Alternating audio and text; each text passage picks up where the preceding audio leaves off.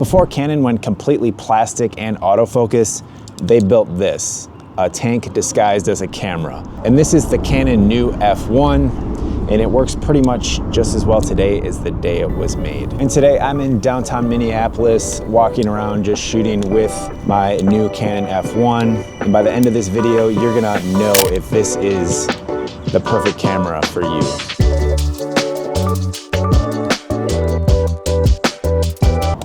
So this camera was engineered to be Canon's answer to Nikon's F3. And this was released in 1981, and they completely re-engineered this from the original Canon F1. And they really overbuilt it quite a bit. It really is quite a monster. You can feel it just with the heft of the camera. It's a very, very solid and well-made camera.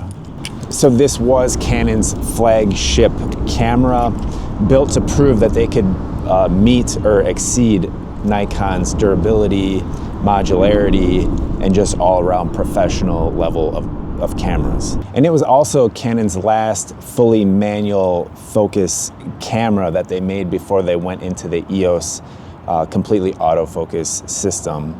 So this kind of makes it one of the last old school, really cool cameras that is just, you can go fully manual with it. So if you're serious about film photography, especially darkroom printing and just having full control over your image, this camera definitely deserves your attention because it's completely no fluff, does everything you need it to do, and you might want to consider this as an option for shooting. So I'm going to walk you through what I feel are the pros and cons of this camera, as well as show you some real world examples of some of the images that I've shot out here today in Minneapolis.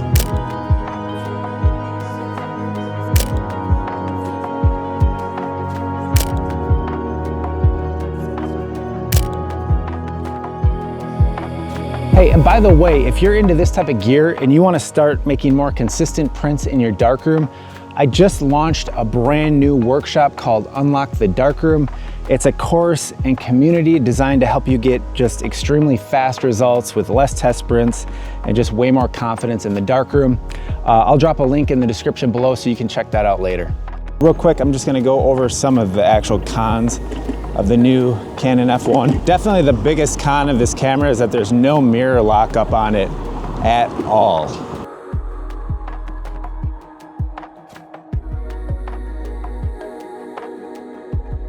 And the reasoning was that they dampened the shutter to where you wouldn't really get a vibration. But why not just do both, right? I don't understand their decision making in that process. In fact, I did not know that this camera did not have mirror lockup when I bought it, or I might have majorly considered not buying it simply because of that.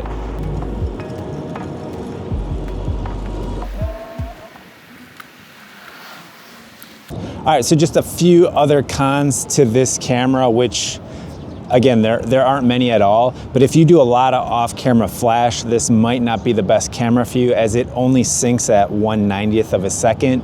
It was also rather difficult to find certain accessories like a waist level finder for this camera. They seem to be pretty rare and I couldn't find them. However, I did 3D print my own. I went out and saw that they made them, and then I just designed one and printed it. So if you do have this camera and you need a waist level finder for it, hit me up. I can hook you up with one.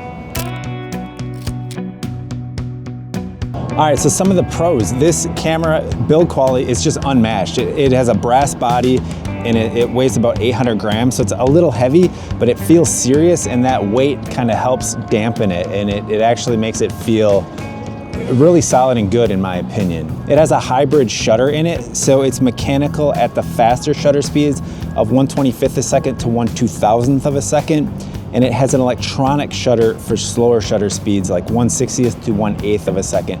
So what that means is that you can shoot this camera with no batteries from 1/90th all the way up to 1/200th of a second or 2,000th of a second. So that's really cool. You can use this with no batteries at all.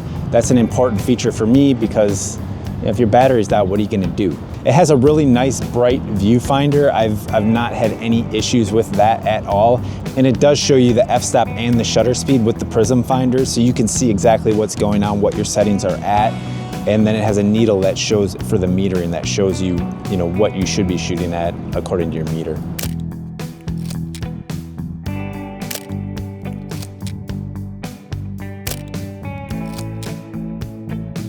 And lastly, the ergonomics of the camera, they're just super, super dialed in. There's a aperture ring on the lens, it's in the right place, the control dial, or the shutter speed on the top, everything seems to be in the right place. It winds really nice. Like it just feels really like a creative tool when you're using it.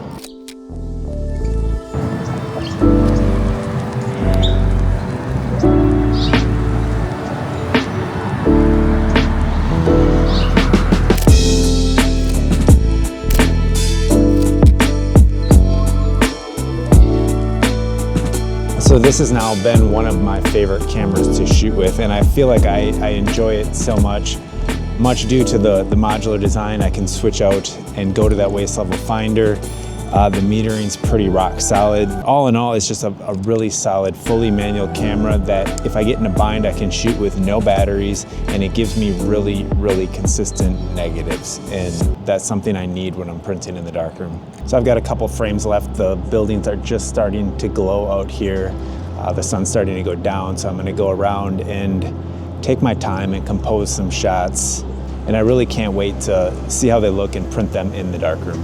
Because that's what this camera does. It makes me care about every frame, even though it's 35mm and roll film. I really slow down and appreciate the entire process when shooting with this camera.